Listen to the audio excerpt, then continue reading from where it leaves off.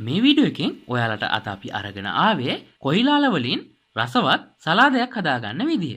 ඉතින් ඔයාලා තවමත් අපේ YouTube channel එක subscribe කරලා නැත්නම් දැන්මම පල්ලෙහා තියෙන subscribe button එක ඔබලා ඊට එහා පැත්තේ තියෙන bell icon එක ඔබන්නත් අමතක කරන්න එපා. ඉතින් මේ කොහිලාල සලාදය හදන්න අද අපි අරගෙන තියෙනවා කොහිලා ඇල ග්‍රෑම් 250යි, ලුණු ගෙඩියක්, තක්කාලි ගෙඩියක්, අමු මිරිස් කරල් කිහිපයක්, ඒ වගේම දෙහි ජුස, උඹලකඩ කුඩු ස්වල්පයක්.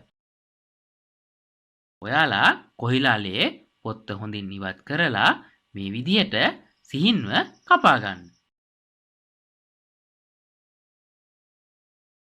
දැන් කොහිලාල කපා ගත්තට පස්සේ එයට ලුණු තේ හැන්දක් පමණ එකතු කරලා වතුර එකතු කරලා හොඳින් අනා ගන්න.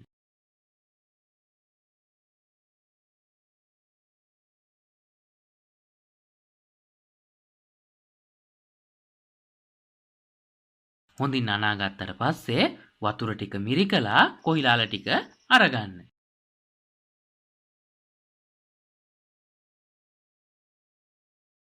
ඊළඟට වතුර ඉවත් කරලා ගත්ත කොහිලාල වලට උඹලකඩ කුඩු එකතු කරන්න.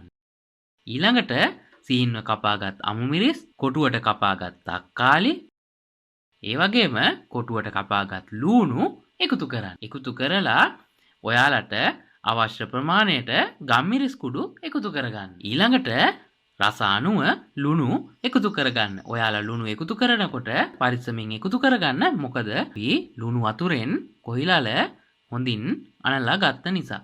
ලුණු එකතු කරගත්තට පස්සේ එයට දෙහි ජුස ස්වල්පයක් එකතු කරන්න. එකතු කරලා හොඳින් අතින් පොඩි වෙන්න අනා ගන්න.